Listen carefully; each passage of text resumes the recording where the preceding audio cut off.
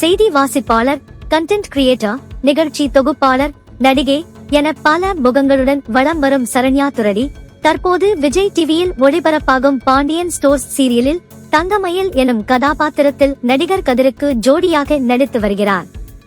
இந்நிலையில் இந்த படப்பிடிப்பில் எடுத்துள்ள லேட்டஸ்ட் புகைப்படங்கள் இணையத்தில் வைரலாகி வருகிறது.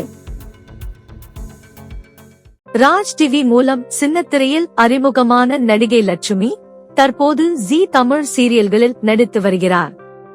இந்நிலையில் தனது மகன் மோகனுடன் கிருஷ்ண ஜெயந்தியை கொண்டாடிய புகைப்படங்களை அவரது வலைத்தளத்தில் வெளியிட்டுள்ளார்.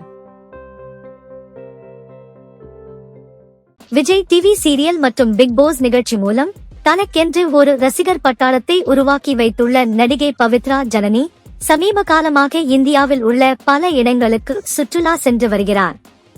அந்த வகையில் சமீபத்தில் இந்தியாவில் உள்ள உலக அதிசயங்களில் ஒன்றான தாஜ்மஹாலுக்கு சென்று எடுத்துள்ள புகைப்படத்தை அவரது வலைதள பக்கத்தில் வெளியிட்டுள்ளார்.